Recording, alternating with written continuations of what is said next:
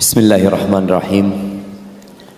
Yang kita hormati bersama Ketua Yayasan Hidayatul Fitrah Al-Ustaz Muhammad Nur Yasin hafizahullah ta'ala, para pengurus yayasan, para asatidzah dan jamaah yang hadir pada kesempatan kali ini, ana ucapkan assalamualaikum warahmatullahi wabarakatuh.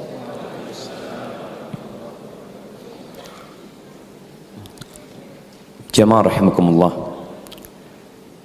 ana ingin semua mengeluarkan handphonenya. Keluarkan handphonenya bapak-bapak. Iya.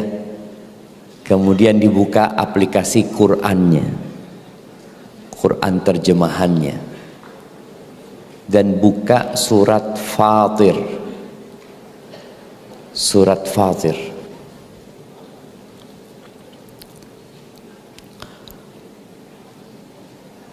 Ketika hidup butuh arah, ya.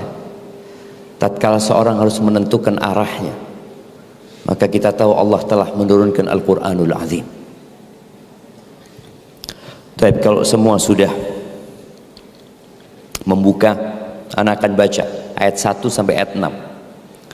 Allah Azza wa Jalla berfirman, Alhamdulillahi fatiris samawati wal ard, ja'ilil malaikati rusulan uli ajnihatin mathna wa thulatha wa ruba' yazidu fil khalqi ma yasha' innallaha ala kulli syai'in qadir. Segala puji bagi Allah, pencipta langit dan bumi, yang menjadikan malaikat sebagai utusan-utusan untuk mengurus berbagai macam urusan yang mempunyai sayap.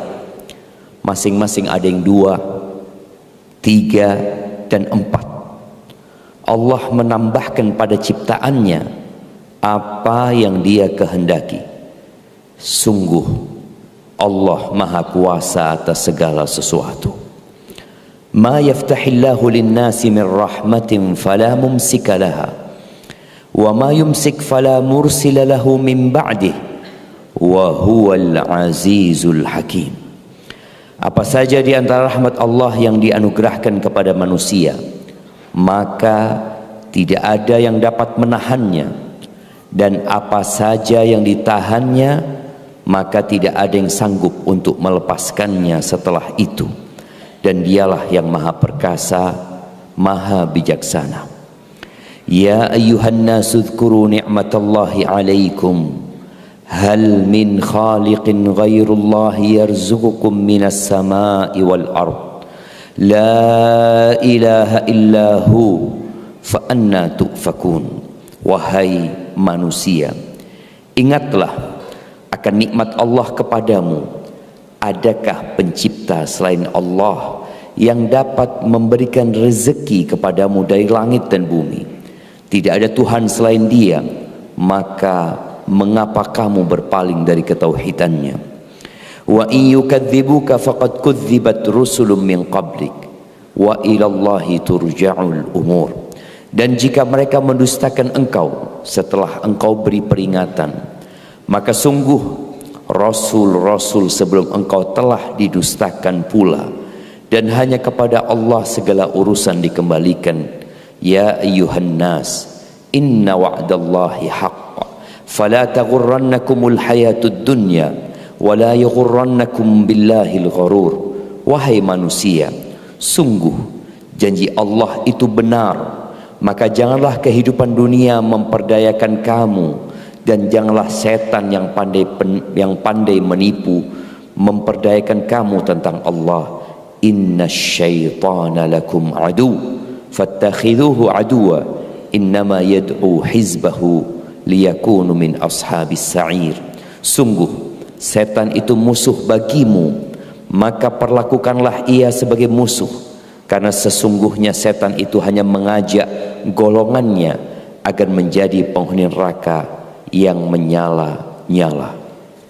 Allahumma salli wa sallim ala abdika wa rasulika sayyidina wa maulana Muhammadin wa ala alihi wa ashabihi ajma'in.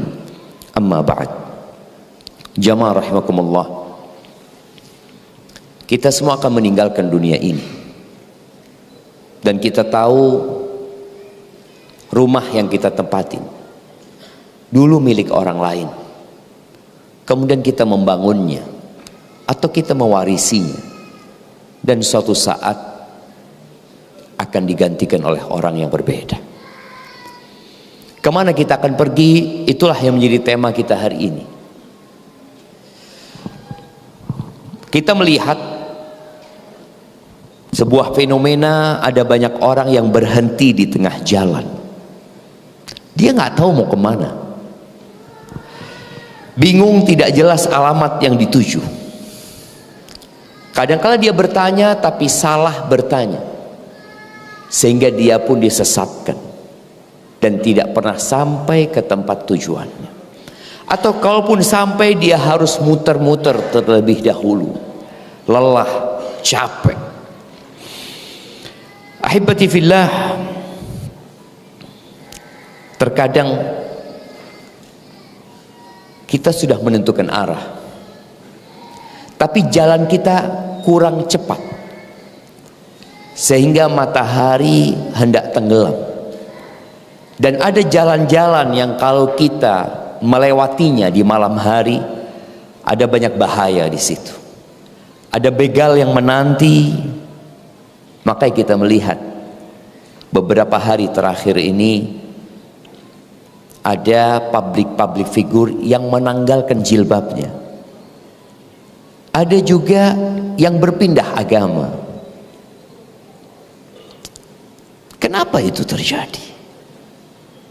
Terkadang seorang berada di persimpangan dan dia harus menentukan kemana dia pergi. Kalau ternyata tidak ada yang memberikan arahan kepada dia, yang menjadi pemandu dia adalah hawa nafsunya, yang menjadi imam dia adalah syaitan, yang senantiasa membisikkan keburukan, memperdaya manusia, yang menjadi ambisi dia adalah dunia, ya, dia akan hidup menderita walaupun bergelimang harta. Jamaah rahimakumullah, semua kita itu membutuhkan petunjuk yang mengarahkan kita kemana kita harus pergi. Allah Azza wa Jalla berfirman dalam sebuah hadits qudsi yang ada di Arba'in Nawawiyah. Nanti anak akan tanya, hadis ini nomor berapa? Nah, karena ada hadiah ini, siapkan panitia. Allah mengatakan, ya ibadi, kullukum dhallun illa man hadaituh, fastahduni ahdikum. Wahai hamba-hambaku, kalian semua tersesat. Kita tahu yang disebut orang tersesat itu orang yang nggak tahu mau kemana, atau dia salah arah sehingga dia tidak mencapai tujuannya. Ketika orang masuk ke hutan, dia ingin balik, tapi karena hutannya lebat dan memiliki banyak jalan kecil di sana, sehingga dia nggak bisa balik lagi ke tempat asal dia. Maka Allah Azza wa Jalla mengatakan, kalian semua tersesat. Fastahduni ahdikum, mintalah petunjuk kepada aku. Kullukum dhalun illa man hadaitu, kata Allah. Kalian semua tersesat kecuali orang yang aku kasih petunjuk. Maka mintalah kepada aku petunjuk, aku akan kasih, kata Allah. Tempat asal kita itu surga. Kemudian kita diturunkan ke muka bumi ini. Dan tentunya orang ingin kembali ke tempat asal dia. Tempat yang penuh dengan keindahan. Di situ ada kekekalan dan keabadian. Di situ tidak ada penyakit. Di situ nggak ada rumah sakit. Di situ nggak ada klinik. Bahkan yang lebih menakjubkan lagi, ternyata di tempat itu tidak ada toilet dan kamar mandi. Nanti dalam perjalanan kajian ini kita akan melihat orang-orang yang angkat tangan pergi. Kemana pergi? Ima ke toilet, ima kecapean. Dan dalam perjalanan kajian kita akan melihat orang-orang yang tidur. Antum lihat kanan kiri antum, mungkin sudah ada yang tidur. Baru mulai sebagian sudah Bismillahumma amtu ahjama. Ini gara-gara kajiannya di hotel, jadi ngantuk. Nah, di surga nggak ada tidur, nggak ada ceritanya orang ngantuk ya, nggak ada. Karena orang tidur itu tidak menikmati hidup. Antum akan mendapatkan orang-orang di tempat kajian yang kemudian dia tertidur. Tahu-tahu ustadznya baca doa kafaratul majlis, dia langsung subhanakallahumma wa bihamdika. Padahal seharusnya bangun tidur baca doa apa? Doa kafaratul majlis apa doa bangun tidur? Ini enggak, baca doa kafaratul majlis dia, karena menyatu antara tidur dia dengan kajian ya. Maka tadi untuk kembali ke tempat yang tidak ada tidur, kita harus menentukan arah.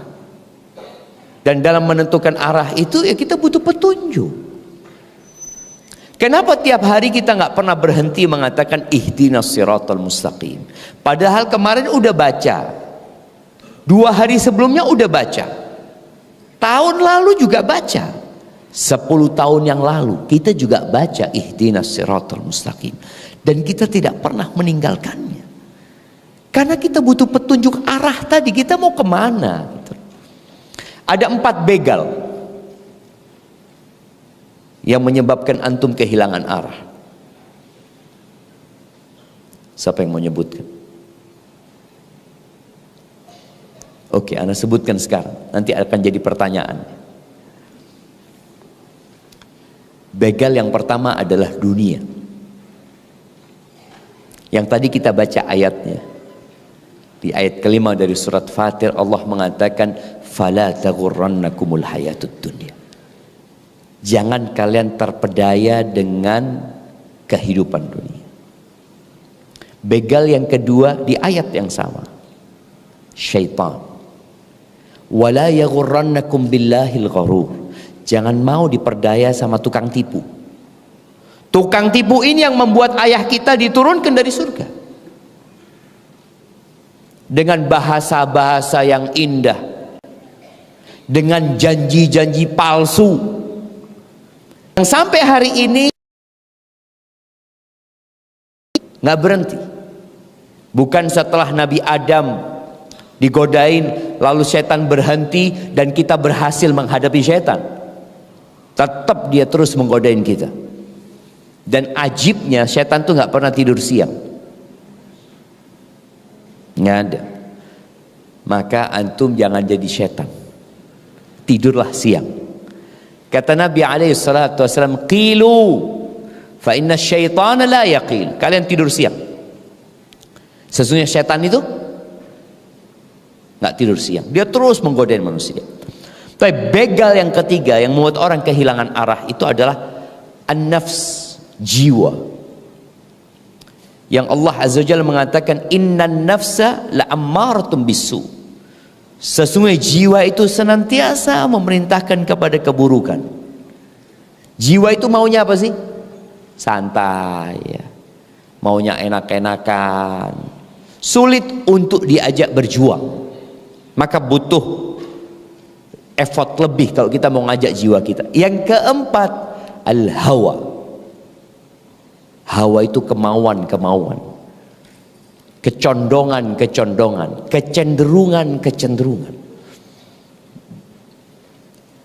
Berapa banyak orang itu masuk pasar tanpa punya tujuan.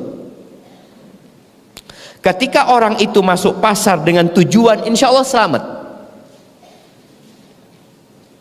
Contohnya ibu-ibu masuk mall, mau beli kaos kaki.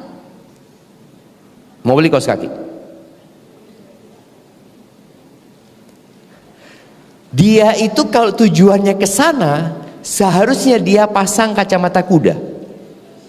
Saya ke sana, tapi enggak. Godaan kemauan, godaan dunia, bisikan setan, jiwanya membuat dia bawa satu keranjang. Bukan kaos kaki. Kaos kakinya cuma satu. Sisanya ini, itu. Ketika datang ke rumah ditanya sama suaminya, waktu izin tadi beli apa? Kaos kaki. Pulang, loh, kok banyak ini katanya. Alhamdulillah bang, dapat rezeki dari Allah Subhanahu Wa Taala. Nah, itu 4 begal yang menyebabkan orang kadang-kala nggak bisa sampai tujuan. Maka ahibati fillah, tadi kenapa kita harus terus memohon kepada Allah Azza wa Jalla? Terus, karena yang bisa memberikan petunjuk cuma Allah. Kajian kita hari ini hanya memberikan penjelasan. Hidayah itu ada 2. Hidayah petunjuk kepada sebuah arah itu ada 2. Sebutkan. Ada hadiahnya yang bisa nyebutkan. Nah, tuh ada yang angkat tangan, jangan gini, jangan gitu. Angkat tangan sampai ditunjuk sama ustadznya. Ya. Yang belakang itu ya. Berdiri Bapak. Kasih mic-nya. Mana mic-nya? Ya.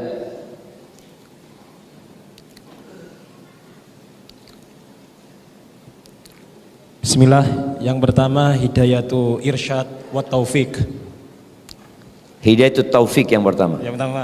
Yang kedua, hidayatul irsyad au bayan. Hidayatul irsyad au bayan. Apa artinya? Lu tunggu dulu. Oh, iya. Hidayatul taufik murni dari Allah, hanya Allah yang mampu memberikan. Apa itu hidayatul taufik itu? Masya Allah. Nanti Ustadz yang jelasan. Ustadz yang jelaskan. Siap, kasihkan hadiahnya. Nah, hidayah itu ada 2. Hidayatul irsyad wal bayan, ada hidayatul taufik. Hidayatul irsyad wal bayan itu hanya sekedar memberikan penjelasan. Yang orang itu bisa ikut, bisa tidak. Allah telah menurunkan Al-Quran. Itu hidayatul irsyad. Dikasih ini hudal lil muttaqin, Quran itu hudal linnas. Tapi yang bisa mengambil manfaat itu ada yang dikasih taufik sama Allah Azza wa Jalla. Abu Jahal itu dapat hidayatul irsyad.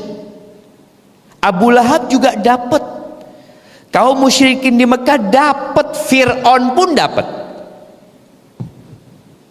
Bagaimana hidayatul bayan wal irsyad itu memberikan penjelasan. Fir'aun bertanya, famar rabbukuma, siapa Tuhan? Kasih penjelasan.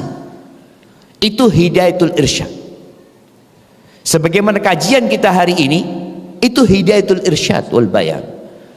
Tapi antum mengamalkan, tidak mengamalkan, itu kembali kepada taufik Allah Azza wa Jalla. Makanya kenapa ada orang-orang yang dekat sekali sama pintu hidayah tapi nggak masuk-masuk. Seperti anaknya Nabi Nuh. Anaknya Nabi ini. Nabi Nuh itu cinta sama anaknya. Sampai beliau memberikan penjelasan kepada anaknya itu. Di saat banjir bandang sudah datang. Anaknya itu butuh untuk menentukan arah. Dia mau kemana? Nabi Nuh sudah ada di perahu. Dan anaknya masih di luar. Dipanggil anaknya itu, ya bunayyar kam ma'ana. Wahai ananda, ayo naik bersama kami. Dia butuh sekali untuk menentukan arah kemana dia mau pergi. Wala takun ma'al kafirin. Kau jangan bergabung sama orang-orang kafir. Apa kata anaknya? Sa'awi ila jabalin. Dia menentukan arahnya sendiri. Dikasih arahan, tidak mengikuti arahan. Bahkan dia mengatakan sa'awi ila jabalin ya'simuni minal ma. Aku akan mendaki ke gunung. Itu arahnya dia, gunung yang akan menyelamatkan aku dari air. Qala la 'asimal yawmin amrillah illa man rahim. Enggak ada Nggak ada hari ini yang selamat kecuali yang dirahmati Allah Azza wa Jalla. Tuh, sang ayah sudah memberikan arahan. Dia butuh sekali, tapi dia nggak mau. Maka kenapa kita harus minta terus sama Allah Azza wa Jalla? Betapa sering penjelasan-penjelasan ustadz yang kita nggak amalin. Allah Azza wa Jalla mengatakan, man yahdihillah fala mudhillalah. Man yahdillah, afan ini, man yahdihillah fala mudhillalah wa may yudlil fala hadiyalah. Ini yang biasa diucapkan Nabi alaihi salatu wasallam ketika khutbatul hajah. Belum mengingatkan, barang siapa yang diberi petunjuk oleh Allah, maka tiada yang dapat menyesatkan, walaupun hidup di tengah orang-orang musyrikin. Asia, istrinya Fir'aun, hidup bersama Fir'aun. Nggak bisa Fir'aun menyesatkan dia. Mau disiksa, mau diapakan, itu yang namanya taufik minallah. Maka kenapa kita harus minta terus sama Allah Azza wa Jalla? Nggak boleh berhenti. Ketika kita mengatakan ihdinas siratal mustaqim, tunjukkan kepada kami jalan yang lurus, kita minta dua. Hidayatul irsyad wal bayan, kita minta hidayatul taufik, supaya tatkala kita tahu, kita mau mengamalkan. Ketika Nabi alaihi salatu wassalam di tahun ke-9 Hijriah terjadi satu peperangan di tahun ke-9 Hijriah yang jaraknya sangat jauh, yang kondisinya sedang musim panas, jumlah pasukan yang dibutuhkan banyak sekali, donasi yang diharapkan dikumpulkan untuk perjalanan itu nggak banyak yang masuk. Pertanyaannya, perang apa itu? Masya Allah. Dikasih Ustaz? Nggak apa-apa sudah. Ini cepat tepat ya. Jadi bukan P lagi, cepat tepat sudah. Ingat cadar camat dulu jemaah. Taib. Perang Tabuk. Para sahabat itu sudah 9 tahun di kota Madinah, 13 tahun di Mekah. Mereka sudah mengetahui fadilah jihad fisabilillah. Mereka tahu dengan keutamaan akhirat. Tapi mereka pada waktu itu, pada saat diperintahkan menentukan arah, mereka tergoda dengan dunia. Allah Azza wa Jalla mengatakan di surat At-Taubah,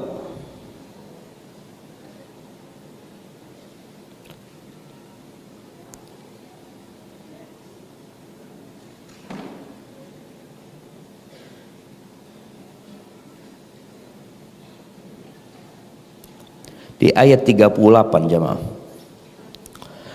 Ya, surat At-Taubah ayat 38 39. Allah mengatakan, ya ayyuhalladzina amanu.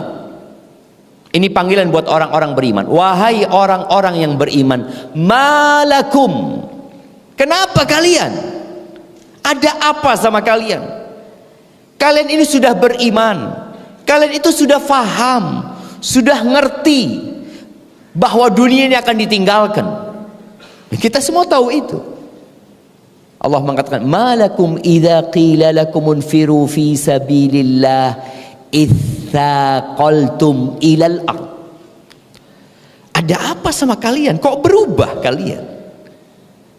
Ketika perang Badar mereka semangat, perang Uhud mereka semangat, perang Ahzab mereka semangat, perang Khaybar mereka semangat. Tapi setelah penaklukan kota Mekah, ada yang berubah. Musuh bebuyutan mereka selama ini siapa? Kafir Quraisy. Ketika musuh bebuyutannya sudah dikalahkan, Mekah sudah ditaklukkan, para sahabat ini mau istirahat. Sudah selesai. Udah, Mekah jadi negeri Islam. Tahu-tahu ada perintah berangkat jihad ke Tabuk. Yang dilawan bukan orang Arab lagi. Yang dihadapi bangsa Romawi. Yang pada saat itu dikatakan jumlah pasukan mereka 200.000. Maka sahabat yang perang pada waktu jumlahnya 30.000. Mereka pada saat mau istirahat, mau santai, datang perintah ke Tabuk. Perintahnya lebih berat. Ya itulah yang namanya naik kelas. Nggak sama kelas 1 sama kelas 6 pelajarannya. Maka kalau anak kelas 1 itu kemudian tahu-tahu naik ke kelas 6, nggak lewat kelas 2, 3, 4, berat bagi dia. Tapi kan udah lewat. 1, 2, 3, 4, 5, 6. Istirahat nggak ada. Maka Allah katakan, kenapa kalian kalau dikatakan kepada kalian infiru fi sabilillah, bangkitlah kalian untuk berperang di jalan Allah Azza wa Jalla, kalian berat sama dunia. Itsaqaltum ilal ard, condong kayak ada magnetnya bumi ini. Kata Allah, araditum bil hayatid dunya minal akhirah. Oh, apa kalian sudah senang sama kehidupan dunia? Kalian nggak lagi mikir akhirat kalian? Allah Azza wa Jalla mengatakan, fama mata'ul hayatid dunya fil akhirati illa qalil. Kenikmatan dunia dibandingkan akhirat sedikit, cuma sedikit. Tadi kadang-kala kita harus menentukan arah di saat kita ini ingin istirahat, ingin menikmati hidup. Enggak. Tapi memang hidup itu pilihan. Allah Azza wa Jalla mengatakan illa tanfiru. Kalau kalian nggak mau berangkat, itu kembali kepada kalian. Tapi ada konsekuensinya. Yu'adzibkum adzaban alima. Allah akan memberikan azab kepada kalian, azab yang pedih. Wa yastabdil qauman ghairakum. Allah akan jadikan generasi yang lain. Allah akan gantikan kalian dengan generasi yang lain. Wala tadurruhu syai'a. Dan kalian tidak akan membahayakan Allah sedikit pun. Allah nggak butuh dengan ibadah kita. Allah nggak butuh kita berada di siratal mustaqim. Enggak. Allah katakan di ayat lainnya, faman syaa falyu'min wa man syaa falyakfur. Yang mau beriman monggo, yang mau kafir silahkan. Tapi semua ada konsekuensinya. Wallahu ala kulli syai'in qadir. Allah Maha Kuasa atas segala sesuatu. Ahibati fillah. Jadi kalau kita melihat bagaimana kisah orang-orang yang harus menentukan arah di saat dia butuh arahan, sangat dahsyat sekali. Tadi kita mendengar ceritanya anaknya Nabi Nuh yang dia nggak mau, dia memilih arahnya sendiri. Kisah Nabi Ibrahim bersama ayahnya. Kalau tadi cerita bapak sama anak, bapaknya Nabi, anaknya bukan Nabi. Ada cerita anaknya Nabi, bapaknya bukan Nabi. Sang bapak diajak sama anaknya untuk menuju arah yang benar. Bagaimana Nabi Ibrahim dipanggil ya abati, ya abati, ya abati, ayahku, ayahku, kasih tahu ayahku, kau jangan sembah setan, ayahku terus. Apa kata ayahnya? La in lam tantahi ya Ibrahim la arjumannak wahjurni maliya. Ibrahim, kalau kamu nggak berhenti mendakwahkan aku kepada agamamu, berdakwah untuk mengajakku ke jalan dan arahmu itu, aku akan rajam engkau. Sebagian ditafsirkan rajam, aku akan maki engkau. Dirajam dengan ucapan-ucapan yang terkadang ucapan lebih menyakitkan daripada batu. Wahjurni maliya, tinggalkan aku sudah, pergi engkau sana. Bayangin coba, ketika sang ayah diajak ke arah yang benar nggak mau. Itu gimana? Tadi kita bicara hidayah itu, taufik itu milik Allah Azza wa Jalla. Jamaah rahimakumullah, tukang-tukang sihir Fir'aun bersama Fir'aun. Kita tahu Nabi Musa alaihissalam sebelum berdakwah kepada kaumnya, beliau berangkat menjumpai siapa? Fir'aun. Allah perintahkan untuk menjumpai Fir'aun. Tapi kita tahu Fir'aun malah menantang, sehingga terjadilah pertandingan antara Nabi Musa alaihissalam dengan Fir'aun yang diwakili dengan penyihir-penyihir Fir'aun. Kalau kita baca tafsir tentang berapa jumlah penyihir Fir'aun, itu banyak sekali. Sampai dikatakan beberapa menyebutkan 15.000 penyihir yang didatangkan sama Fir'aun untuk menghadapi Nabi Musa alaihissalam. Singkat cerita, tukang sihir itu melemparkan tongkat-tongkat dan tali-talinya, dan mereka mengatakan waqalu bi'izzati Fir'aun, ya. Antum nanti bisa baca di surat Asy-Syu'ara ayat 43-51 ya, kisah ini. Dan banyak cerita ini.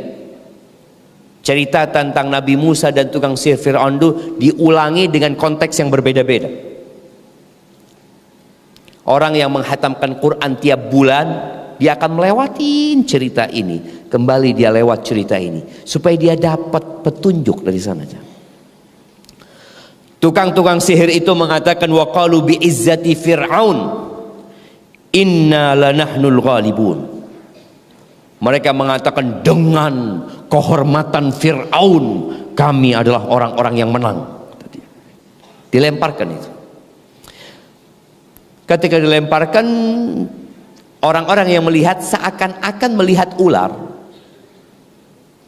tapi padahal tetap itu tali dan tongkat. Fa'alqa Musa asahu. Nabi Musa melemparkan tongkatnya, fa'idha hiya talqafu ma ya'fikun.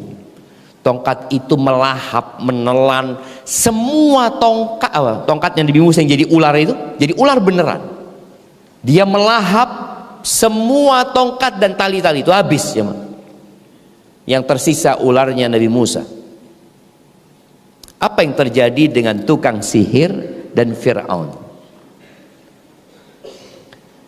Tukang-tukang sihir itu ketika harus menentukan arah, sekarang baru saja dia mengatakan dengan keutamaan, dengan kejayaan Fir'aun. Tapi mereka melihat bahwasanya yang dibawa Nabi Musa bukan sihir. Allah mengatakan fa'ulqiyas saharatu sajidin. Tukang-tukang sihir itu semuanya sujud. Qalu amanna bi rabbil alamin. Rabbi Musa wa Harun. Mereka mengatakan kami beriman kepada Tuhan pencipta alam semesta ini, Tuhannya Nabi Musa dan Harun. Ini sikap tukang sihir, langsung beriman. Tapi bagaimana sikap Fir'aun? Nanti kita akan bahas penghalang-penghalang hidayah ya, di sesi yang kedua. Apa saja yang menyebabkan orang itu akhirnya nggak dapat hidayah? Bagaimana tukang sihir dapat hidayah, Fir'aun nggak dapat? Kalau hidayatul bayan udah dijelasin. Fir'aun mengatakan qala amantum lahu qabla an adzana lakum. Berani-beraninya kalian beriman kepada dia sebelum aku kasih izin kepada kalian. Fir'aun penguasa, dia punya kekuatan. Apa kata dia? Innahu lakabirukumul ladzi 'allamakumus sihr. Dia nih, Musa ini adalah guru besar kalian yang mengajarkan sihir kepada kalian. Fala saufa ta'lamun. Kalian akan tahu akibat dari perbuatan kalian ini, beriman kepada dia. La uqatti'anna aydiyakum wa arjulakum min khilafin wa la usallibannakum ajma'in. Aku akan memotong tangan dan kaki kalian secara silang. Nggak dibunuh jemaah, disiksa. Dipotong kakinya dan tangan secara silang. Kemudian aku akan salib kalian semuanya. Disalib di pohon-pohon kurma aja. Mereka ditaruh, dipaku di sana. Apa kata tukang sihir Fir'aun? Qalu la dhair, inna ila rabbina munqalibun. Kata mereka, enggak, itu enggak membahayakan kami. Enggak apa-apa. Kami akan kembali kepada Tuhan kami. Inna natma'u an yaghfira lana rabbuna khatayana an kunna awwalal mu'minin. Kami berharap Allah ngampuni dosa-dosa kami karena kami menjadi orang yang pertama beriman kepada Nabi Musa alaihissalam. Lihat jemaah, tatkala harus menentukan arah, tukang sihir Fir'aun pagi harinya masih bersama Fir'aun, sore harinya sudah ada di pokok-pokok pohon kurma, disalib secara dipotong tangan dan kiri kakinya secara silang. Masyitah binti Fir'aun. Siapa nama tukang sisir anaknya Fir'aun? Angkat tangan dulu, baru dijawab. Tuh, mama kasih. Ibu-ibu hadiahnya udah dikasih belum yang tadi? Sudah? Oh belum. Makanya nggak semangat lagi angkat tangan mereka. Ada hadiahnya. Sudah Ustaz, sudah. Bentuknya kupon Ustaz. Oh iya. Dikasih kupon. Sudah tadi yang sudah dapat hadiah. Masya Allah. Taib, tafadhal ibu-ibu tadi. Yang Tadi sebelah sini ya tadi ya. Silakan. Maka yang angkat tangan tuh jangan angkat tangan terus berhenti. Ah, ya itu. Jadi nggak tahu. Ya silakan Ibu. Nama yang menyisir ya.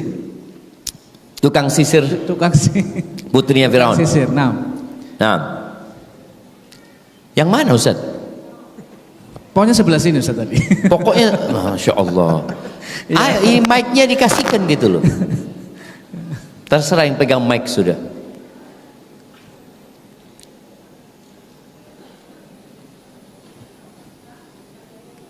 Loh, rebutan. Ini panitia yang ngambil mic itu kehilangan arah dia. Ya. Karena banyak angkat tangan, dia mau kemana Masito, gitu. Ustaz. Siapa? Masito. Masyito. Masyito itu artinya tukang sisir. Bukan namanya. Masyitah tu binti Fir'aun tu, Masyitah itu artinya tukang sisir. Siapa namanya?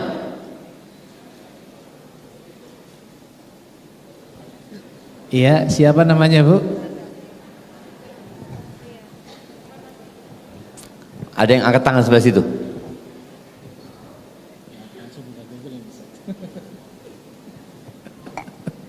Siti Masito, Ustaz. Siti Masyito.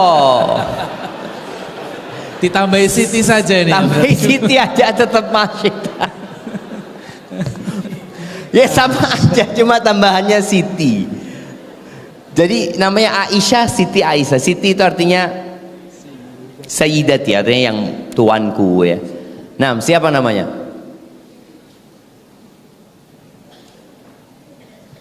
Nah,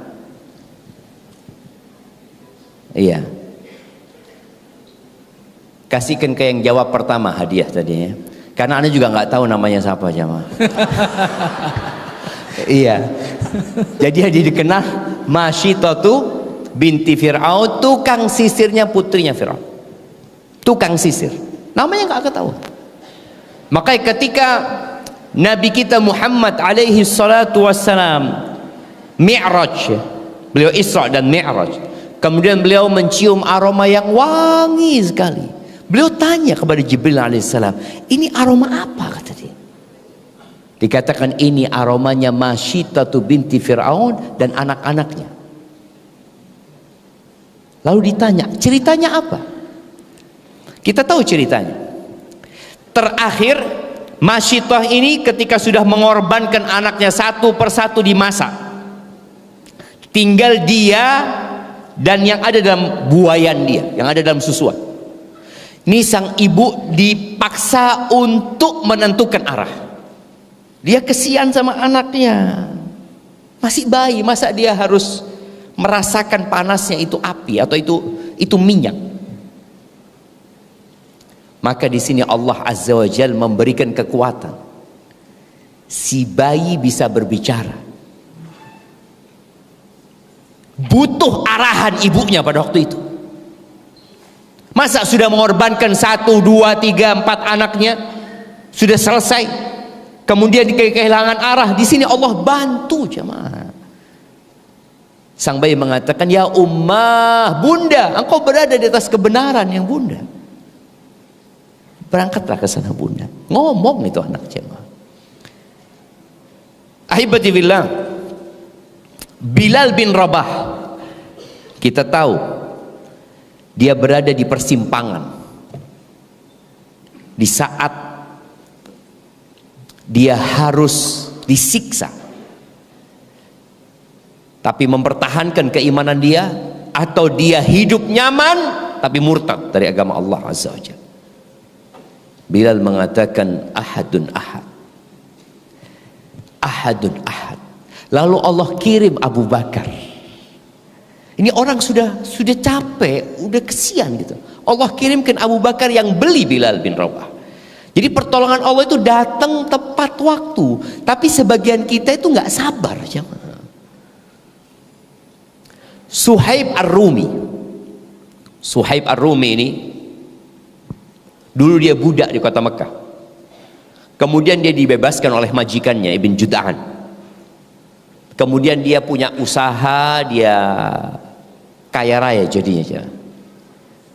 Ketika dia masuk Islam, kemudian dia hendak hijrah, itu dihadang oleh orang-orang musyrikin.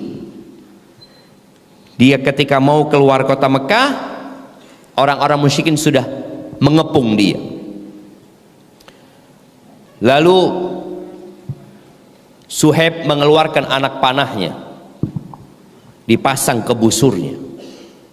Tapi sebelum dia melemparkan itu, dia berkata kepada orang-orang Quraisy, ya ma'syara Quraisy, ta'lamuna anni min armakum. Kalian tahu aku orang yang paling tepat sasaran kalau memanah. Mereka tahu itu. Wallahi, demi Allah, la tasiluna ilayya hatta armiyakum bikulli sahmin ma'i. Kalian nggak akan nyentuh aku kecuali setelah semua anak panahku menimpa kalian. Udah habis. Thumma adribukum bisayfi. Kemudian aku akan keluarkan pedangku. Aku akan tebas kalian dengan tanganku ini sampai habis sudah. Lalu terjadi negosiasi. Karena ini diancam malah ngancam. Kata orang-orang Quraisy, ataitana sa'lukan. Engkau ingat, engkau masuk kota Mekah miskin, gak punya apa-apa. Fakathura maluka indana. Engkau tinggal bersama kami, banyak hartamu, engkau jadi orang kaya. Thumma turidu an takhruja bi nafsika wa malika. Kemudian engkau mau keluar meninggalkan kami, membawa hartamu dan dirimu. Wallahi la yakunu dzalik. Enggak, itu enggak mungkin. Enggak boleh yang seperti itu. Demi Allah, kata mereka. Oh, masalahnya fulus. Masalahnya apa? Harta. Maka Suhaib memberikan penawaran. Apa kata Suhaib? Ara'aitum in taraktu mali lakum hal tukhalluna sabili? Menurut kalian gimana kalau aku berikan kepada kalian semua hartaku, kalian biarkan aku hijrah? Qalu na'am, iya. Bayangin jamaah, Suhaib sedang berada di persimpangan jalan, dia harus menentukan arahnya. Maka Suhaib menunjukkan, hartaku ada di tempat ini. Karena dulu hartanya emas perak ya. Emas perak itu tinggal gali tanah, masukin, selesai jamaah. Di tempat ini, tempat ini. Kata mereka, silahkan kau lanjutkan ke kota Mekah. Kemana? Ke kota Madinah. Ketika sampai kota Madinah, kejadian itu nggak ada yang mengetahui kecuali Suhaib sama orang-orang kafir itu. sampai kota Madinah. Nabi alaihi salatu wasallam pada waktu itu dikatakan ada di Quba ya, atau sudah ada di kota Madinah. Rasulullah sallallahu alaihi wasallam mengatakan kepada Suhaib, "Rabbi hal bai' ya Aba Yahya." Rabbi hal bai' ya Aba Yahya. Untung sekali perniagaanmu wahai Abu Yahya. Apa ya Rasulullah, kata dia. Nggak ada yang tahu kecuali aku bersama mereka, tentunya Allah Azza wa Jalla. Sepertinya Jibril sudah ngasih tahu engkau. Iya. Allah berfirman di surat Al-Baqarah ayat 207, wa minan nas may yashri nafsahu ibtigha'a mardatillah. Ada di antara manusia-manusia yang membeli dirinya untuk mencari keridhaan Allah Azza wa Jalla. Maka ahibati fillah, seorang manusia tatkala berada di persimpangan jalan, maka dia harus benar-benar berdoa memohon kepada Allah Azza wa Jalla agar Allah memberikan petunjuk kepadanya. Dan khususnya orang yang berumur 40 tahun. Ya, siapa yang umurnya pas 40 tahun? Kalau ini belum dapat hadiah kalau ini ya. Gimana Ustaz? Belum dapat hadiah kalau ini Ustaz. Oh, kasih hadiah nggak apa-apa Ustaz. Kasih. Masih banyak hadiahnya kan? Oh, masih. Masih banyak. Nah, tafadhol. Baik. Silakan. 40 pas ya Ustaz ya. 40 pas. 40 pas hari ini berarti Hari Bapak ini, Ibu. Ya nggak harus hari tahun ini lah, nggak apa-apa.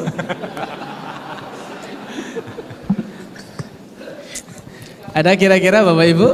Nah, Ya. loh dari tadi dia angkat tangan masih ngitung apa? Tapi kasih mic-nya kepada yang 40 tahun. Mana mic-nya?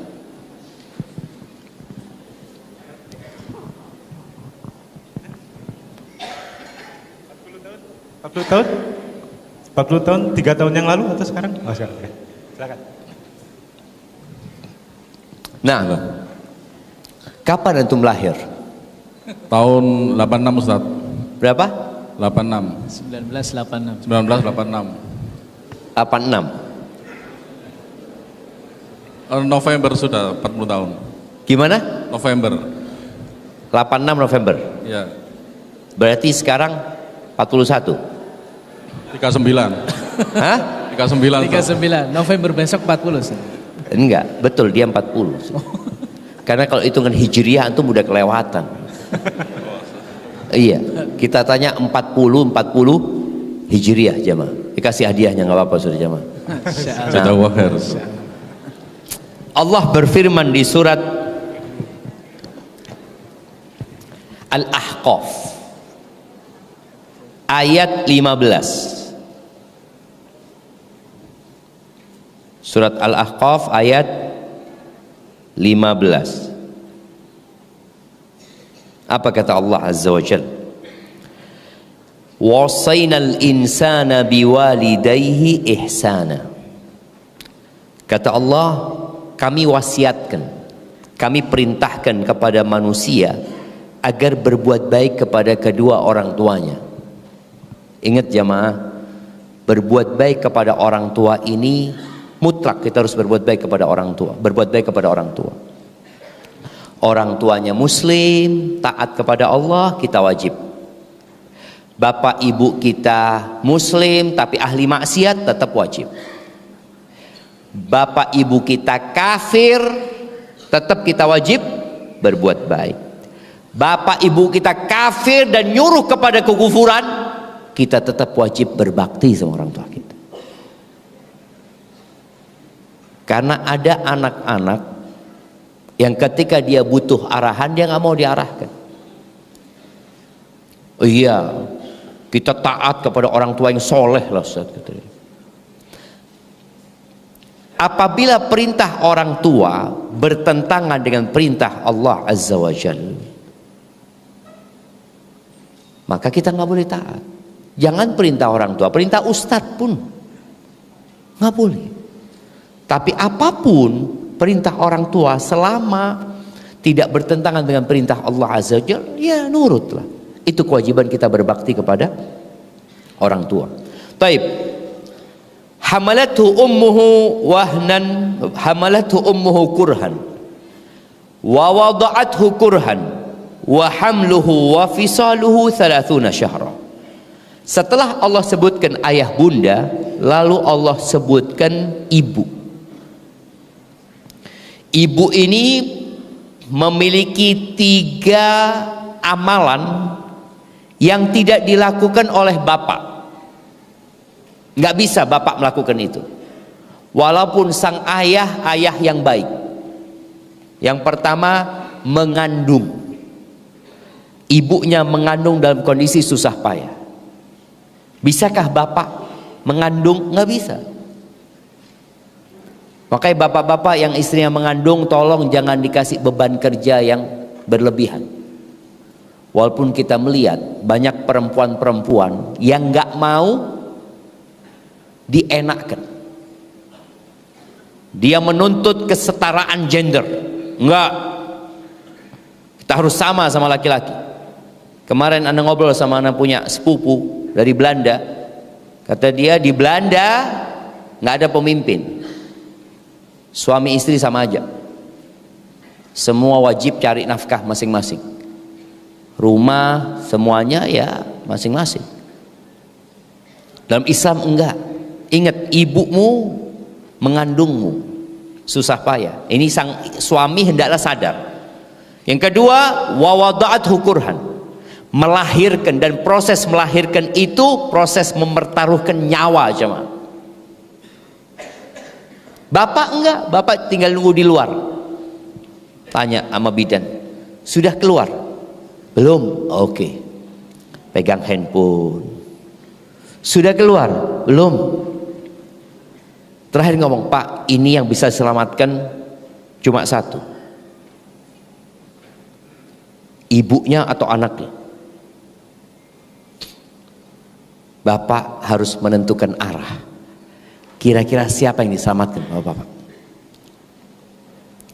Bapak-bapak. Nah, yang mau jawab angkat tangan.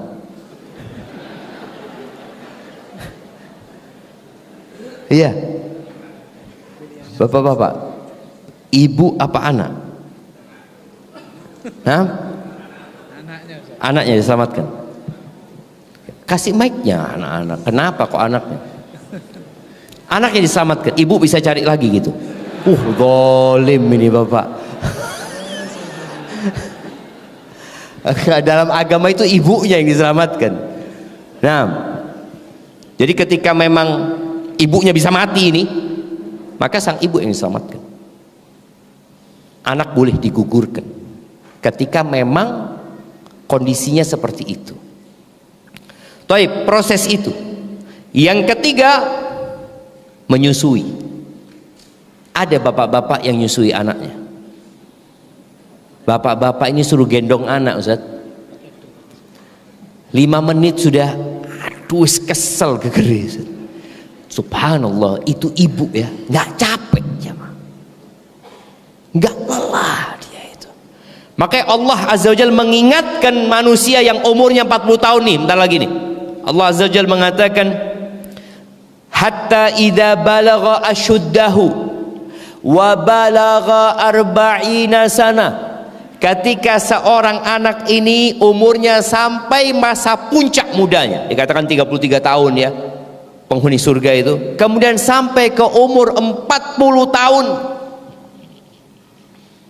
apa yang dia katakan? Rabbi, qala Rabbi, wahai Rabbku, auzi'ni an ashkura ni'mataka allati an'amta alayya wa ala walidayya. Wahai Rabbku, ilhamkan kepada aku, bantulah aku ya Allah untuk dapat mensyukuri nikmat yang kau berikan kepada aku dan kepada kedua orang tuaku. Bayangin, dia ingat sama orang tuanya. Karena keberadaan anak ini disebabkan adanya kedua orang tuanya. Kesuksesan anak adalah kesuksesan orang tua. Maka jangan sampai ada anak yang mengatakan, iya bapak anak nggak sukses. Loh, antum sukses? Sukses. Kalau antum sukses berarti orang tua antum sukses. Maka di sini seorang hamba harus ingat sama orang tuanya.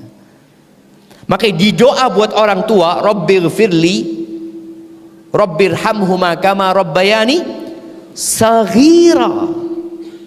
Sebagaimana keduanya merawatku, menyayangiku, membesarkanku ketika aku kecil. Itu yang harus ingat, ketika kecil. Antum bisa jalan sekarang ini karena ada orang tua. Bisa ngomong karena ada orang tua. Maka anak-anak yang umurnya 40 tahun, yang biasanya sudah berkeluarga, yang biasanya sudah punya rumah sendiri, yang sudah pisah sama orang tuanya, yang mungkin usahanya sukses, ingat sama orang tuanya. Nabi alaihissalatu wasallam mengatakan, anta wa maluka li abik, engkau bersama hartamu milik bapakmu. Allahu akbar. Taib. Kemudian wa ala walidayya wa an a'mala salihan tarda. Ini kita butuh arah dari Allah Azza wa Jalla. Kasih aku ilham ya Allah, kasih aku petunjuk ya Allah, agar aku beramal soleh. Karena orang kalau umur 40 tahun nggak berubah, sulit untuk berubah, jemaah. Kalau kita melihat para sahabat Nabi yang masuk Islam di kota Mekah sebelum hijrah, rata-rata umurnya di bawah Nabi Muhammad SAW. Nabi berumur 40 tahun pada waktu itu. Abu Bakar dikatakan 37,5 atau 38 tahun. Umar 28 tahun. Ali masih kecil. Rata-rata mereka masih muda-muda. Jadi anak yang masih muda itu mudah untuk dirubah. Ketika dia butuh arahan, kita kasih arahan, insya Allah mau. Tapi lewis tuwe, waduh, betul jemaah. Rata-rata pemuka-pemuka Quraisy yang sepuh-sepuh itu masuk Islamnya kapan? Penaklukan kota Mekah. Jadi mereka melihat, oh Islam sudah jaya, sudah menang, baru masuk Islam. Maka tadi ketika antum umur 40 tahun belum tahu arahnya antum mau kemana, maka berbahaya. Minta sama Allah. Maka tadi yang umurnya 50 tahun minta sama Allah. Dan doa ini bukan khusus yang 40 tahun ya, siapapun boleh membaca doa ini. Tapi Allah menyebutkan hamba-hamba yang soleh itu kayak gitu tuh. Dia nggak pernah lupa sama orang tuanya. Dan dia tetap memohon kepada Allah arahan agar tidak salah. Maka dia memohon agar bisa beramal soleh yang engkau ridhoin ya Allah, bukan sembarangan amal solehnya. Maka amal soleh yang diridhoin Allah itu yang ikhlas dan berdasarkan ilmu, mengikuti Rasul Sallallahu Alaihi Wasallam. Ada orang yang beramal sampai tua, amilatun nasibah tasla naron hamiyah. Ada orang yang beramal capek lelah masuk neraka jemaah. Umar bin Khattab di sebuah athar disebutkan dia bertemu dengan pendeta Nasrani. Entah pada waktu perjalanan ke Aqsa atau di mana, seorang yang memang menjaga biara. Sudah sepuh, jenggotnya sudah putih. Mungkin alisnya sudah jatuh ya. Umar nangis ngeliatnya. Lalu ada yang mengatakan kepada Umar bin Khattab, ya Amirul Mukminin, dia orang kafir gitu loh. Dia orang Nasrani, kenapa engkau sampai menangis seperti itu tadi? Aku kesian sama dia tadi. Aku ingat dengan firman Allah, amilatun nasibah tasla naron hamiyah. Orang yang beramal capek, lelah tapi masuk neraka. Ini orang capek, tapi amalannya nggak diterima. Maka tadi kita yang sudah beramal setelah sebanyak 40 tahun perlu bermuhasabah, kira-kira diridhoin Allah enggak amalan kita. Hadis Nabi sallallahu alaihi wasallam diriwayatkan Imam Tabrani, innar rajula la yusalli salata 60 sanah wa lam tuqbal lahu salah. Ada orang yang sholat selama 60 tahun jamaah, sholat beramal baik dia, sholat selama 60 tahun, walam tuqbal lahu sholah, satu pun sholatnya nggak ada yang diterima. Maka di doa ini minta supaya dikasih taufik sama Allah, bisa beramal soleh yang diridhoi Allah, bukan sekedar beramal. yang diridhoi Allah Azza wa Jalla. Boleh jadi sebagian kita sodako, nggak ada yang diterima sodako. Innama yataqabbalullahu minal muttaqin. Allah hanya menerima dari orang-orang yang bertakwa. Makanya waktunya kita bermuhasabah.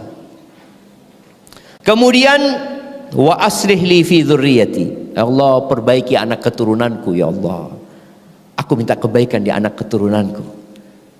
Doa ini muncul karena dia tahu semua itu ada di tangan Allah. Maka dia memohon kepada Allah Azza wa Jal, inni tubtu ilaika wa inni minal muslimin. Aku bertobat kepadamu ya Allah, dan aku termasuk orang-orang yang berserah diri kepadamu. Maka ahibati fillah, ketika seorang ini berusaha sekuat tenaga mencari keridhaan Allah Azza wa Jalla dan menentukan arahnya mau kemana, insya Allah Allah akan kasih taufik. Tapi kalau kita itu ya mungkin merasa nyaman dengan kehidupan dunia kita, mengikuti hawa nafsu kita, semua keinginan-keinginan diturutin, maka terkadang kita tidak akan pernah sampai ke surga Allah Azza wa Jal yang menjadi tujuan kita, bahkan menjadi awal mula manusia diciptakan di sana. Barakallahu fiik. Insyaallah kita akan masuk ke pembahasan tentang penghalang hidayah. Tapi nggak tahu waktu ana tinggal berapa menit, so. Oke, siap. Sebelum kita masuk ke coffee break, jemaah masih seger? Ada matanya sudah perih, anda lihat Ustaz ya. Sing perih. Baik. Penghalang hidayah itu, kalau tadi kita menyebutkan begal yang bisa menghalangi kita menuju kepada Allah Azza wa Jalla, kita akan bicara tentang penghalang hidayah itu secara detail. Yang pertama adalah lemahnya pengetahuan, kurangnya ilmu. Jadi kesempurnaan seseorang itu dengan ilmu yang dengannya dia mengenali mana yang benar dan mana yang salah. Orang yang nggak punya ilmu kadangkala sampai tua dia terus melakukan riba, terus riba. Karena apa? Karena ternyata ada fatwa dari ustadz, ada fatwa. Anda ketemu dengan salah seorang yang baru tobat itu, dia sudah tahu hukumnya, tapi baru tobat 10 tahun kemudian. Dia mengatakan, soalnya dulu ana tanya sama ustadz di Semarang, kata dia. Ustadz tuh mengatakan kepada ana, sudah, antum tetap kerja di situ, tapi banyakin sodakoh.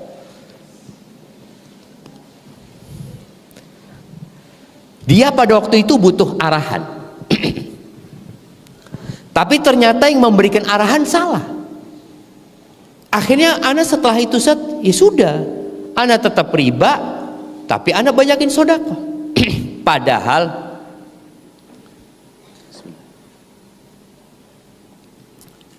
innallaha thayyibun la yaqbalu illa thayyiba. Allah itu maha baik dan Allah tidak menerima kecuali yang baik. Kalau ternyata sodakohnya dari yang nggak baik, ya nggak bakal diterima sama Allah Azza wa Jalla. Kita tahu al-ilmu qabla al-qawli wal amal. Berilmu terlebih dahulu sebelum berucap dan beramal. Dan orang yang punya semangat tapi ilmunya kurang, ya tetap salah arah. Contoh, orang ini tobat, semangat. Alhamdulillah Ustaz, sejak ana tobat itu ana sholat subuh sekarang 6 rakaat Ustaz. Semangat dia jemaah, semangat. Tapi salah. Karena nggak punya ilmu. Ingat dengan kisah yang membunuh 99 orang. Saat itu dia benar-benar butuh arahan. Dia harus menentukan arah dia. Maka dia tanya, dia mau cari ilmu, dia mau cari solusi tentang perbuatan dia ini gimana gitu loh. Akhirnya dia tanya ke orang-orang, fadulla ala abid. Dia dikasih arahan untuk bertanya kepada seorang yang ahli ibadah. Di masyarakat kita itu orang yang rajin ke masjid disebut apa sama masyarakat umum? Yang rajin ke masjid, baca Quran, ya, zikir. Apa? Soleh. Bukan orang alim. Alim wong itu. Biasanya masyarakat menyebutnya alim. Kok tahu? Masya Allah, poso Senin Kemis, sholat malam, alim pokoknya wis. Berpikir alim itu ahli ibadah. Enggak, alim itu seharusnya ahli ilmu. Tapi abid, orang yang ahli ibadah. Kita tahu keutamaan orang yang berilmu dibandingkan orang yang ahli ibadah itu seperti rembulan di malam purnama dibandingkan bintang-bintang. Dan dalam riwayat lain Nabi Muhammad SAW mengatakan kafadli ala adnakum, seperti keutamaanku dibandingkan dengan orang yang paling bawah dari kalian. Ini orang udah bunuh 99 orang, dia butuh arah, maka kemudian ditunjukkan kepada orang ahli ibadah. Cerita dia sama orang yang ahli ibadah ini. Bagaimana perjalanan hidup dia membunuh 99 orang, kata dia.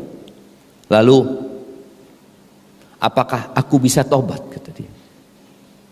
Kata orang ahli ibadah ini, apa? Tobat?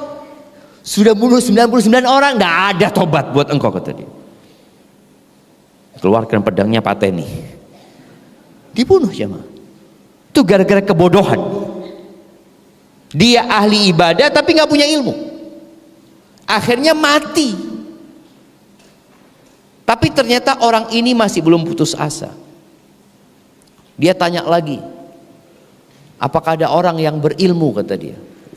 Fadulla ala a'lami ahlil ard. Ditunjukkan kepada orang yang paling pintar pada waktu itu. Dia cerita, aku sudah membunuh berapa?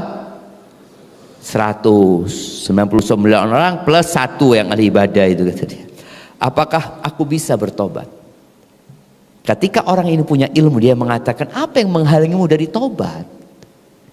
Artinya pintu tobat itu terbuka, jemaah. Selama nyawa belum sampai ke kerongkongan, selama matahari belum terbit dari arah barat, pintu tobat itu terbuka. Cuma kata orang ini butuh arahan. Hanya saja engkau itu tinggal di kampung yang jahat. Engkau kalau mau tobat engkau tinggalkan kampungmu, kata dia. Iya, kata dia. Disuruh pindah, ini yang namanya hijrah. Ketika orang harus menentukan arah, jangan salah bertanya. Kemudian ketika dikasih arahan, amalkan. Maka dikasih arahan. Engkau tinggalkan kampungmu, ya gimana tidak dikatakan kampung yang buruk, jemaah?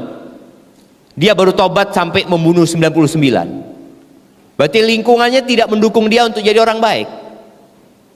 Akhirnya dia pindah, jemaah. Belum sampai ke tempat tujuan mati. Kita tahu sampai akhir cerita itu. Maka kalau ingin engkau mendapatkan hidayah, harus belajar. Karena penghalang hidayah itu adalah lemahnya ilmu. Kesempurnaan orang itu dengan dua hal tadi. Bi'ilmin yubassiruhu wa yahdi, dengan ilmu yang dengannya dia tahu jalan, tahu arah. Kemudian bihimmatin aliyah, dengan semangat yang dengannya dia mau mengamalkan ilmu yang dia miliki. Ada sebuah doa yang diajarkan Nabi SAW kepada Shaddad bin Aus. pada saat hidup butuh arah, pada saat harus menentukan pilihan. Nabi SAW mengatakan kepada Shaddad, ya Shaddad ibn Aus, wahai Shaddad putranya Auf, idza ra'aitan nas yaknizuna adh-dhahaba wal fiddah, kalau engkau melihat orang-orang itu sudah sibuk menimbun emas dan perak, mengumpulkan harta, fakniz anta haula'il kalimat, maka engkau timbun kata-kata ini, engkau baca doa-doa ini. Doanya agak panjang ya. Yang pertama, Allahumma inni as'aluka tsabata fil amri wal azimata 'ala rusydi. Ya Allah, aku memohon kepadamu keteguhan dalam urusan ini dan tekad yang kuat di atas kebenaran. Tekad. Karena tadi ilmu saja nggak cukup kalau kita nggak punya tekad. Tiap pagi kita doanya, Rabbi zidni ilman. Ada yang orang minta ilmu tiap hari. Atau kita baca doa Nabi SAW, Allahumma inni as'aluka ilman nafi'an wa rizqan tayyiban wa amalan mutaqabbala. Dipinta jemaah. Karena kalau kita nggak punya ilmu, kita akan melakukan tindakan-tindakan yang ternyata salah, bahkan tidak benar ya. Tapi ada sebuah kisah tentang Syekh Abdul Qadir Jailani rahimahullahu ta'ala. Syekh Abdul Qadir Jailani termasuk yang banyak diceritakan karomahnya. Suatu hari beliau di antara tidur dan terjaga, ngelobangin apa? Perahu, langsung ditegur sama Nabi Musa. Karena nggak punya ilmu Nabi Musa. Ilmu Nabi Musa itu nabi yang Allah berikan ilmu. Tapi Khadir dikasih ilmu yang tidak diketahui oleh Nabi Musa. Ketika lewat di jalan ada anak muda, tahu-tahu dipelintir lehernya mati. Kata Nabi Musa, gimana kau bunuh dia? Nggak punya dosa apa-apa. Kemudian yang terakhir, renovasi bangunan itu, yang tembok rumah itu. Maka tadi ketika seorang nggak punya ilmu akan mudah disesatkan. Maka solusinya hendaklah belajar ilmu. Dan belajarnya jangan setengah-setengah.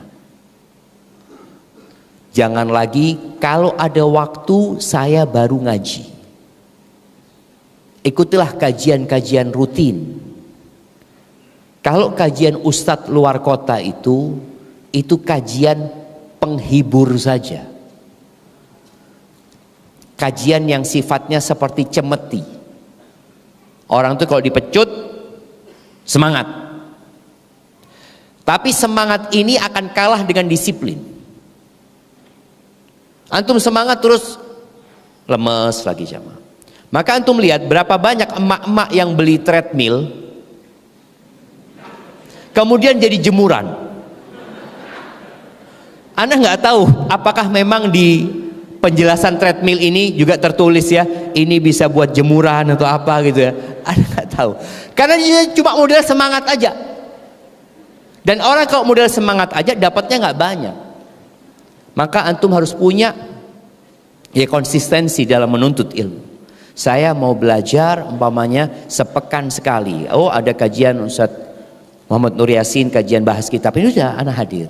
Kalau yang kajian-kajian yang ustadz-ustadz luar kota itu ya sesekali datang. Itu yang untuk menyemangati. Tapi kita punya yang rutin. Aduh Ustaz, kalau yang rutin itu ngantuk biasanya Ustaz. Iya. Maka harus berdoa memohon kepada Allah. Terus terang kadang-kala anak ini kalau lagi mau ngisi kajian atau mau hadir kajian masyaikh, anak tahu duduk seperti ini nih, anak kalau duduk tempat antum mungkin anak ngantuk juga jam. Anak itu kadang-kala minum kopi, Allah mudah-mudahan tidak ngantuk ya Allah, kepingin. Kita doa minta sama Allah gitu loh. Dan Allah akan berikan jamaah. Baik.